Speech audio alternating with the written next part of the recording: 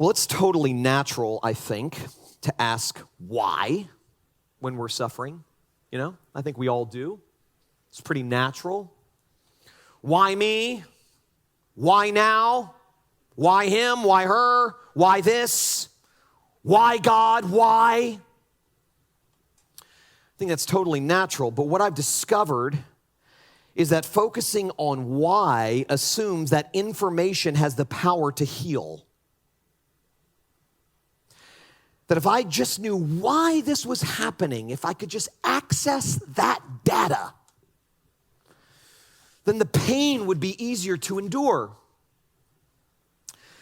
But we know by experience that information and explanations do not have that power. They don't have the power to mend a broken heart. They don't have the power to heal. We see this, and we will see this in the story of Job. Even if God had told Job why he was suffering, even if he had explained it to Job, Job would have still had to deal with the loss of his health and his family and his wealth. See, the truth is, we may never fully understand why God allows us to suffer in the ways that we do. Never. But we don't need answers as much as we need God with us when we're suffering.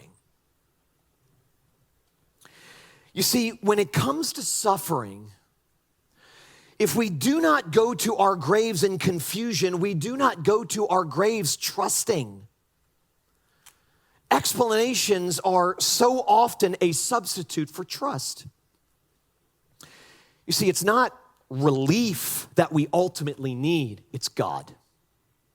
It's not answers that we ultimately need, it's God. It's not a problem-free life that we ultimately need, it's God.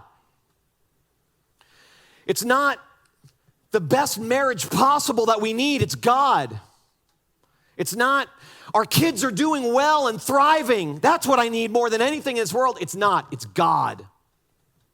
That's what we need. In fact, what we're going to see over the course of these next handful of weeks is that suffering and pain and failure are the things God uses to produce most good in us and for us. It was Fyodor Dostoevsky, the Russian novelist, who said, "Pain and suffering are always inevitable for a large intelligence and a deep heart." How true is that? The best stuff, humility, trust, faith, some of the best things that could ever be produced inside of us are produced in the crucible of ache, in the face of trouble and suffering and hardship and pain. What we need, in other words, most is the presence of God, not the absence of suffering. We need the presence of God more than we need the absence of suffering. So I'll just say this, that the bad news is that our brokenness isn't going away just yet. It will one day, but not yet. That's the bad news. But the good news is God isn't going away either. That he walks with us in and through all of our valleys of the shadow of death. All of them. God is interested in you, the you who suffers, the you who inflicts suffering on others. We are both victims and victimizers, every one of us.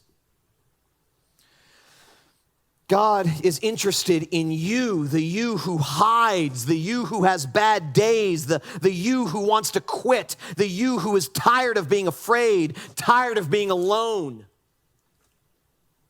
You, he's interested in you, and he meets you right where you are. And while he never promised that he would rescue us from our pain in this life, he did promise to be with us in it. I will never leave you. I will never forsake you. Nobody put it better than Robert Capon, in my opinion, when he said that on the cross, God came to us in the brokenness of our health, in the shipwreck of our lives, in the loss of all peace of mind, in the very thick of our sins. He saves us in our disasters, not from them. Christ on the cross meets us in our suffering and conflicts, not in the promise to take them away here and now. He is simply with us in all of our times.